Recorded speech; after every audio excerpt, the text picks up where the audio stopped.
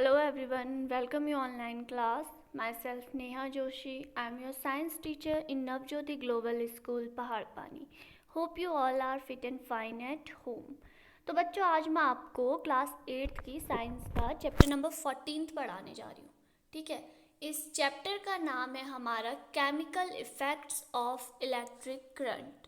तो chemical effect का मतलब होता है रासायनिक प्रभाव of electric current. Electric current मतलब विद्युत धारा, तो विद्युत धारा का रासायनिक प्रभाव. तो इस चैप्टर में हम पढ़ेंगे किस तरह विद्युत धारा का केमिकल इफेक्ट पड़ता है. ठीक है, तो इस चैप्टर को स्टार्ट करते हैं.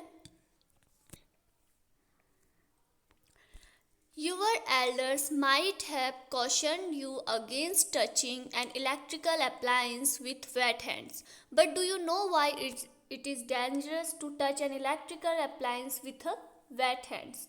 तो आपके जो बड़े होते हैं, ठीक है, अब आपके जो मम्मी पापा दादा दादी होते हैं, आपको यह चेतावनी देते हैं कि गीले हाथों से कभी भी इलेक्ट्रिक एप्लायंसेस को मत छुओ. गीले हाथों से कभी भी आप विद्युत से बनी जो भी हमारे ऑब्जेक्ट होते हैं, पदार्थ होते हैं, उनको नहीं छूना चाहिए.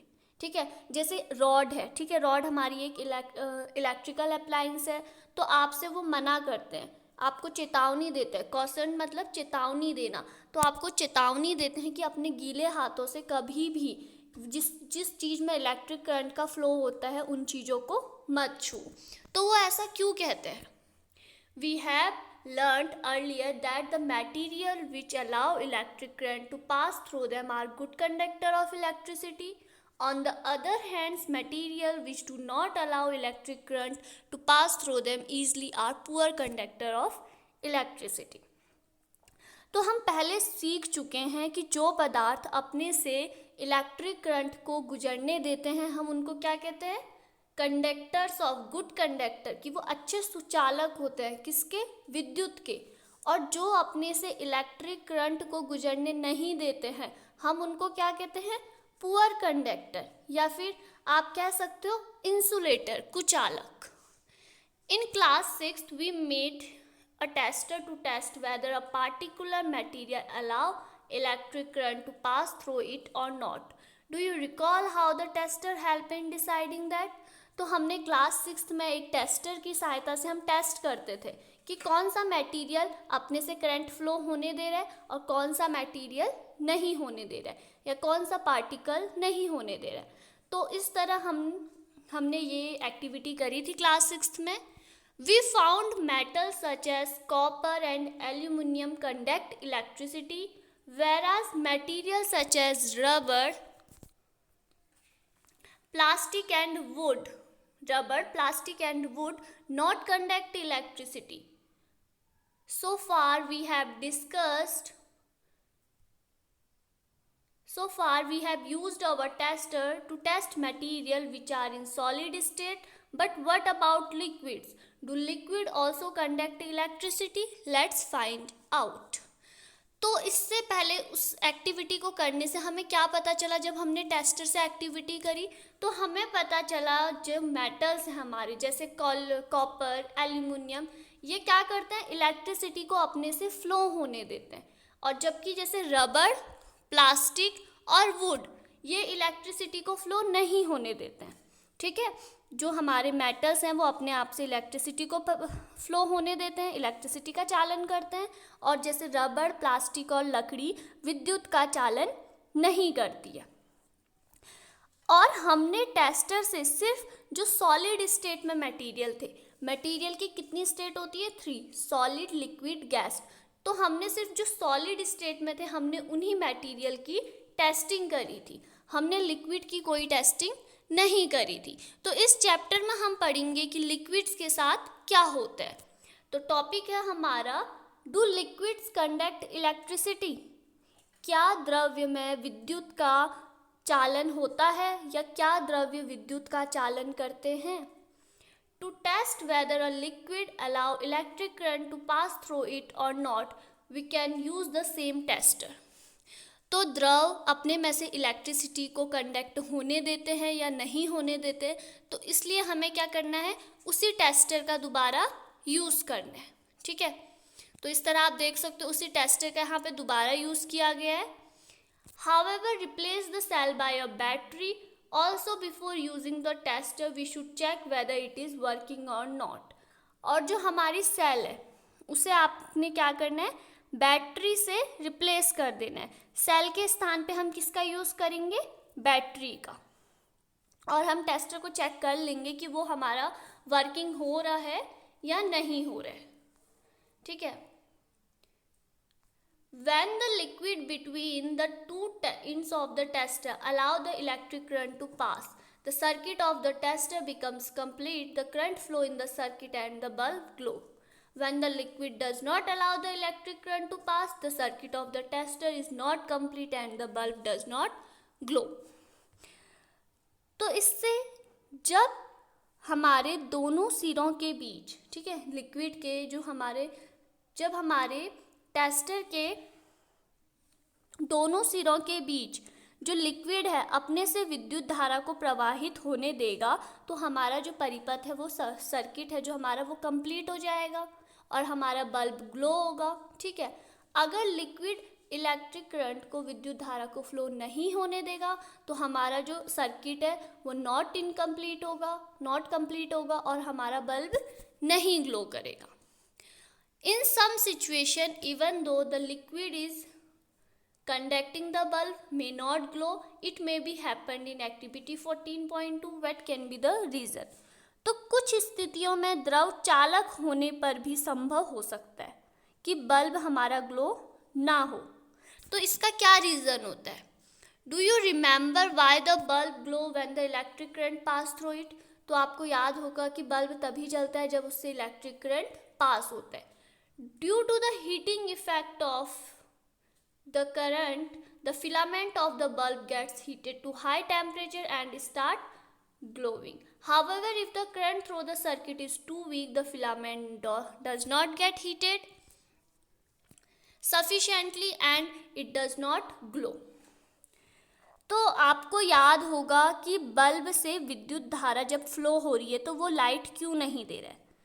विद्युत धारा जब फ्लो होती है तो जो हमारा फिलामेंट होता है वो उच्च ताप पे जाता है तो उससे गर्म होता है, तो जिसके कारण हमारा बल्ब ग्लो हो रहा है, ठीक है। तो अगर हमारे परिपथ में जो धारा फ्लो हो रही है वो कमज़ोर है तो हमारा जो फिलामेंट है वो गर्म नहीं हो रहा है, तो इसके कारण क्या पता जो बल्ब है वो नहीं जल रहा है।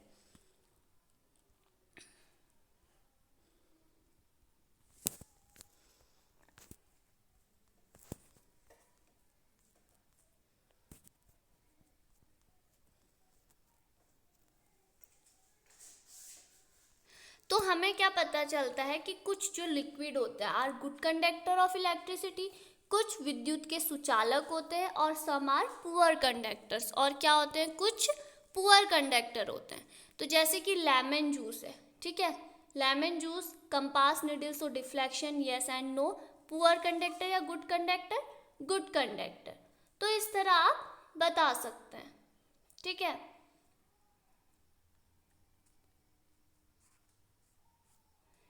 यहाँ पे आप देख रहे हो एलईडी। एलईडी क्या होता है, हमारी लाइट इमिटिंग डायोड, इसका full form. There are two wires attach to an LED, one LED is slightly longer than the other. Remember, the while a circuit, the longer lead is always connected to the positive terminal and the battery, and the shorter lead is connected to the negative terminal of the battery. तो LED जैसे आप यहाँ पे देख रहे हो, LED को हम फुल फॉर्म क्या होता है इसका, लाइट इमिटिंग डायोड, प्रकाश उत्सर्जक diode.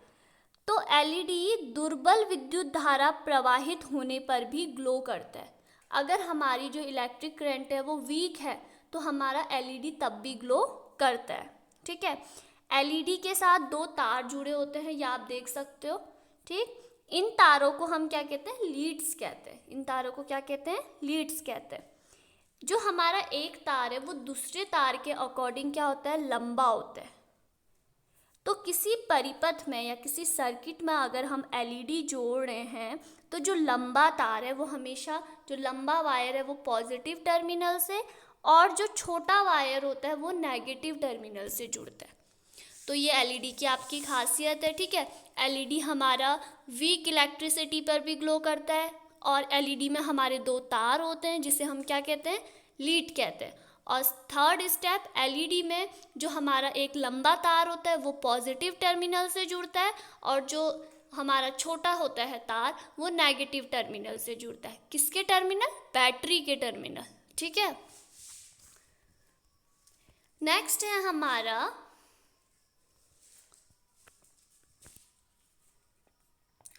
actually under certain condition most materials are conduct.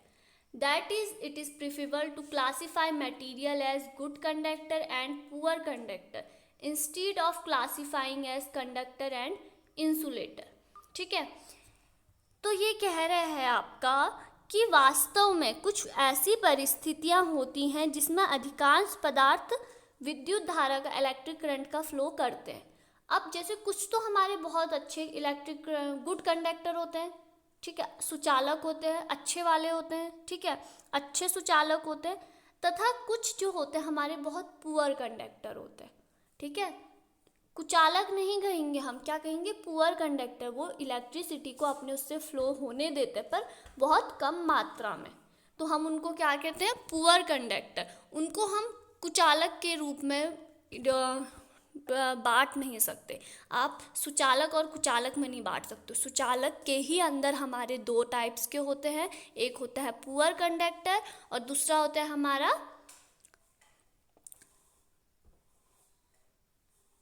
एक होता है हमारा पुअर कंडक्टर और एक होता है गुड कंडक्टर, ठीक है। नेक्स्ट है अब हमारा topic chemical effects of electric current. तो अब हम पढ़ेंगे कि केमिकल इफेक्ट्स किस तरह होता है इलेक्ट्रिक करंट का रासायनिक प्रभाव। In class 7th we have learn some effect of electric current. हम क्लास 7th में इलेक्ट्रिक करंट के इफेक्ट के बारे में पढ़ चुके हैं, ठीक है। What effect does the current produced when it flow through the conducting solution? Let us find out. तो अब हम जानेंगे कि अगर विद्युत धारा, ठीक है, विद्युत धारा किसी चालक विलयन से, विलयन मतलब सॉल्यूशन, कंडक्टिंग सॉल्यूशन मतलब कंडक्टिंग का मतलब चालन, सॉल्यूशन का मतलब विलयन। अगर विद्युत धारा किसी चालक विलयन से प्रवाहित होती है तो उससे क्या इफेक्ट प्रोड्यूस होता है।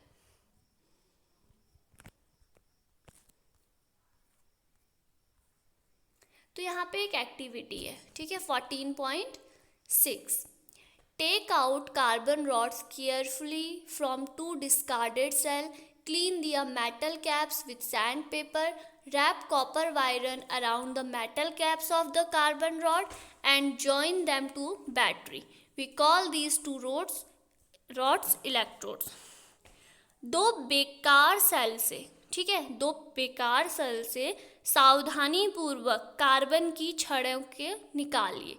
जो हमारी सेल होती है, सेल के अंदर कार्बन की छड़ होती है, ठीक है, कार्बन की रॉड्स होती है। तो आपको सावधानी पूर्वक केयरफुली से ये एक्टिविटी करनी है और आपको जो बेकार सेल है उनसे आपको 2 कार्बन की छड़ निकालनी है, ठीक है। फिर जो छड़ है उनकी ऊपर पे एक धातु की टोपी होती है, उसको आपको रेगमाल से साफ करना है, ठीक है।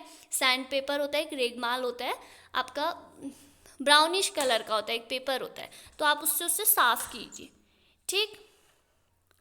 अब जब आपने उसको साफ कर लिया तो उस पर आपको तांबे की तार लपेटनी है, कॉपर की वायर आपको लपेटनी है, और उसके बाद उसे आप क्या करो, बैटरी से जोड़ दो।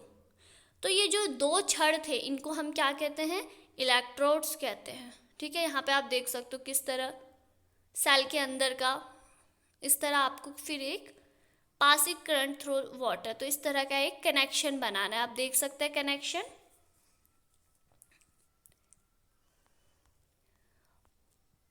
Pour a cup full of water in a glass plastic ball.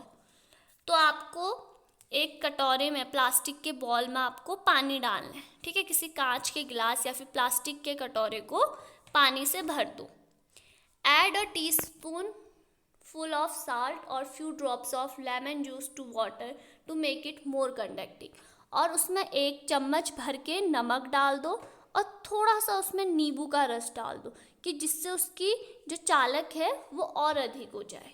ठीक है, conducting, make it more conducting, उसे और अधिक चालक वाला बना दो। Now immerse the electrode in this solution. अब इस विलियन में, इस सॉल्यूशन में इलेक्ट्रोड को डुबाओ। इमर्स मतलब डुबाना।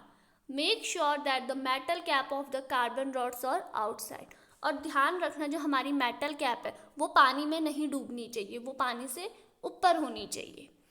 And next, wait for 3 to 4 minutes, observe the electrode carefully. और 3 से 4 मिनट रुकिए और ऑब्जर्व का प्रेक्षण करें ध्यान से। ठीक है, इलेक्ट्रोड्स का। Do you notice any gas bubble near the electrodes? तो आपको क्या कोई गैस की बबल, इलेक्ट्रोड्स के नज़दीक पर कोई गैस के बबल्स दिख रहे हैं? बुलबुले, बबल्स मतलब बुलबुले। Can we call the change taking place in the solution a chemical change? तो क्या हम इस चेंज को, इस परिवर्तन को, जो इस टाइप का बुलबुले दिख रहे हैं हमें, इस चेंज जो परिवर्तन हो रहा, इसे हम केमिकल चेंज, रासायनिक परिवर्तन कह सकते हैं? Recall definition of chemical change that have you learned in class 7. तो याद कीजिए केमिकल चेंज की क्या डेफिनेशन है, हमने क्लास 7th में पढ़ी थी। तो आपको याद होगी केमिकल चेंज की, जब हमारे 2 मिश्रण आपस में मिलकर रिएक्शन करते हैं तो हम उसे क्या कहते हैं? Chemical change. The passage of an electric current through a conducting solution cause chemical reactions. As a result, bubbles or gas may be formed on the electrodes. Deposit of metal may be seen on electrode. Change of colors, solution may occur. The reaction would depend on what solution and electrodes are used. There are some of the chemical effect of the electric current. तो किसी चालक विलयन में विद्युत धारा प्रवाहित होने पर हमारी क्या हो रही है? केमिकल रिएक्शन हो रही है। ठीक है, तो इसके फलस्वरूप हमें क्या मिल रहा है? इलेक्ट्रोड पर हमें बबल्स मिल रहे हैं, हमें गैस के रूप में बुलबुले मिल रहे हैं। तो इलेक्ट्रोड पर धातु को हम देख सकते हैं और आप वहाँ पे देखोगे कि जो हमारा सॉल्यूशन है, विलयन है, उसका भी कलर चेंज हो रहा है। ठीक है, यह रासायनिक अभिक्रिया उपयोग किए जाने विलयन तथा इलेक्ट्रोड पर निर्भर करती है। The reaction would depend on what solution and electrodes are used. तो यह रासायनिक अभिक्रिया हम क्या सॉल्यूशन यूज़ कर रहे हैं और क्या इलेक्ट्रोड यूज़ कर रहे हैं, इन दोनों पर निर्भर कर रही है। और जो ये इलेक्ट्रिक करंट है ये किसका प्रभाव है? हमारी रासायनिक प्रभाव है। जो इसमें एक करंट फ्लो हो रहा है किसकी वजह से हो रहा है? केमिकल इफेक्ट की वजह से। सॉरी।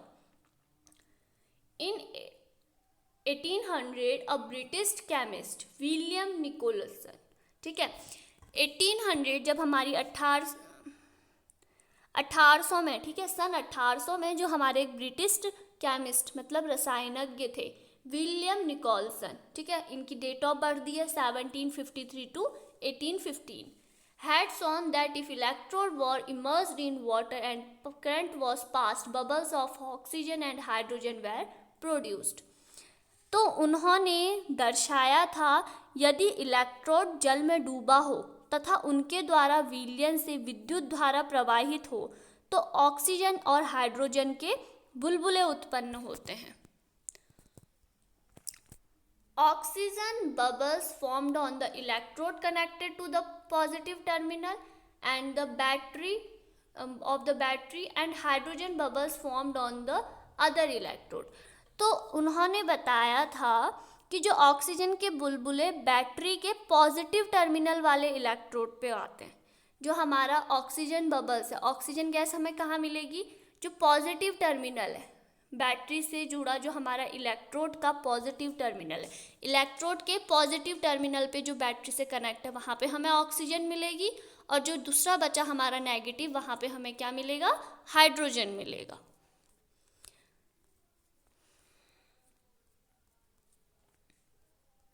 अब नेक्स्ट है electroplating.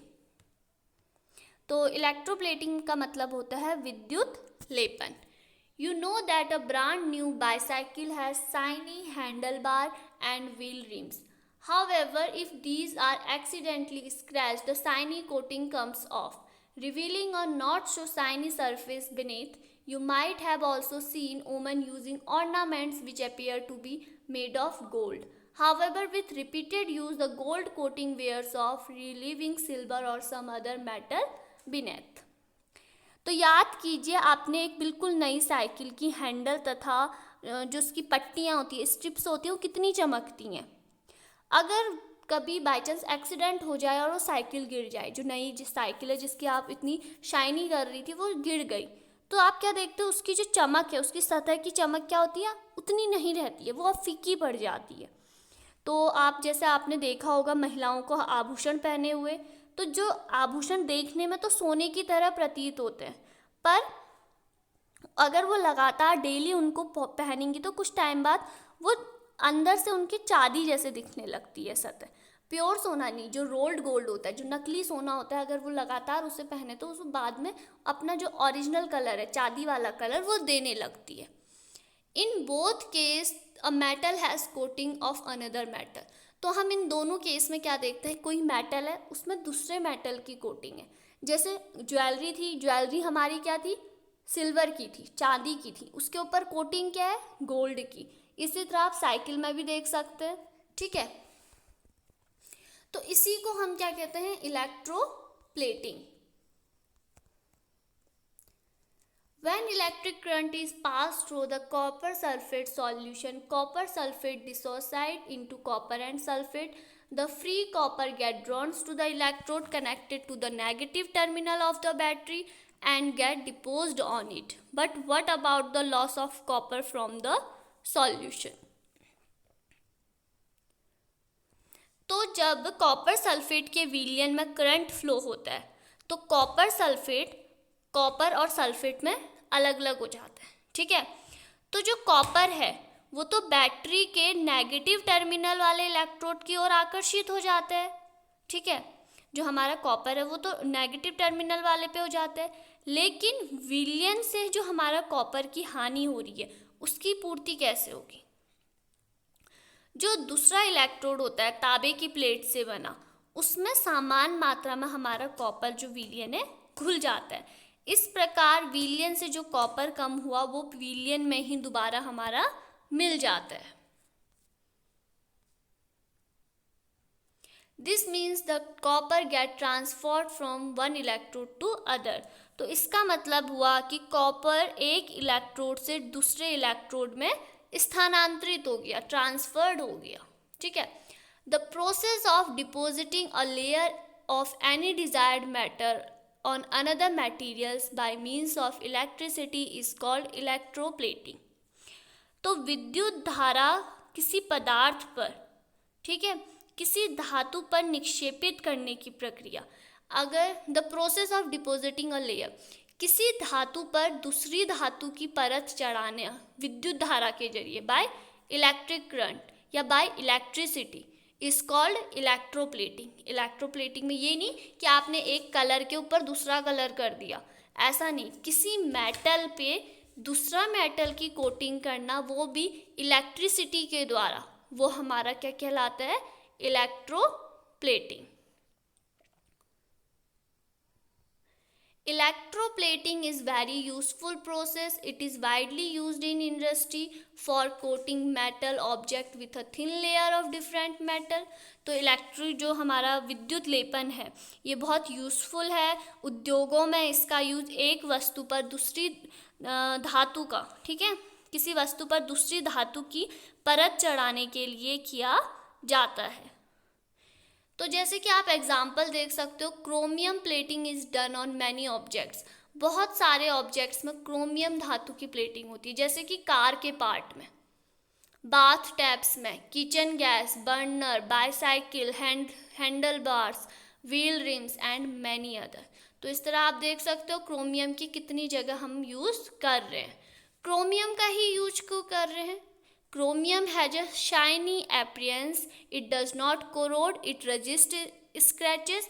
However, chromium is expensive and it may not be economical to make whole object of chromium. तो क्रोमियम की खासियत क्या क्या है? क्रोमियम चमकदार दिखाई देता है, इसमें जंग नहीं लगता है, ये खरोंचों से प्रतिरोध करता है, क्रोमियम महंगा है। ठीक है, तो इससे ऐसे क्रोमियम इतना महंगा है कि आप कोई भी एक क्रोमियम की ही वस्तु नहीं बना सकते। हम सिर्फ तभी ऑब्जेक्ट्स में, पदार्थों में क्रोमियम की कोटिंग कर देते हैं। ऐसा नहीं कर सकते कि हम, इतना बजट नहीं होते हैं कि उस वस्तु को हम पूरी क्रोमियम से ही बनाएं। ठीक है, क्योंकि क्रोमियम क्या होता है, महंगा होता है। तो हम सिर्फ क्रोमियम की क्या कर देते हैं, कोटिंग कर देते हैं, परत चढ़ा देते हैं। और इसीलिए वस्तु को, जो हमारा ऑब्जेक्ट है वो तो सस्ती धातु का बनता है, पर उसके ऊपर कोटिंग हम किसकी कर देते हैं, क्रोमियम की। आभूषण बनाने वाली सस्ती धातु पर चांदी तथा सोने का विद्युत लेपन किया जाता है। ठीक है, तो इसी तरह tin cans used for storing feed made by electroplating tin on to iron. जो हमारे टिन कैन होते हैं जिनमें हम भोजन स्टोर करते हैं, खाना स्टोर करते हैं, उसमें भी क्या होता है, टिन की परत चढ़ाई जाती है। वो होते आयरन के हैं, उनके बाहर से किसकी परत चढ़ाई जाती है, टिन की। क्योंकि टिन क्या होता है, लेस रिएक्टिव होता है, टिन जल्दी से रिएक्शन नहीं करता है। अगर हम आयरन में ही खाना रख दे तो क्या हो जाएगा, रिएक्शन करने लगेगा। तो नेक्स्ट है इस चैप्टर के keywords, electrode, electroplating, good conductor, LED and poor conductor. तो ये इसकी समरी है। ठीक है, नेक्स्ट आते हैं हम फिलअप। तो फिलअप तो इजी है, आप कर सकते हैं, अभी हमने पढ़ा। ठीक है, इसके बाद है आपका second, right when the free end of tester are dipped into the solution the magnetic needle show deflection, can you explain the reason? Name 3 liquid which tested in needle.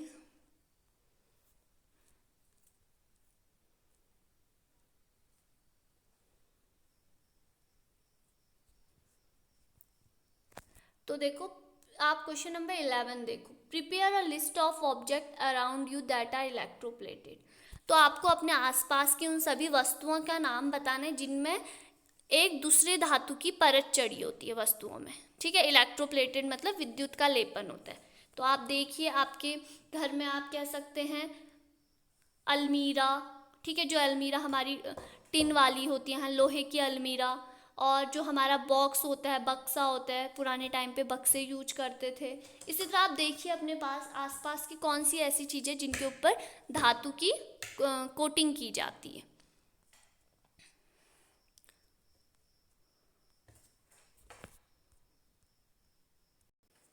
तो आप अपना जिसको आंसर चेक करना है, आप इस तरह यहाँ पर से आंसर चेक कर सकते हैं, फिलअप। ठीक है,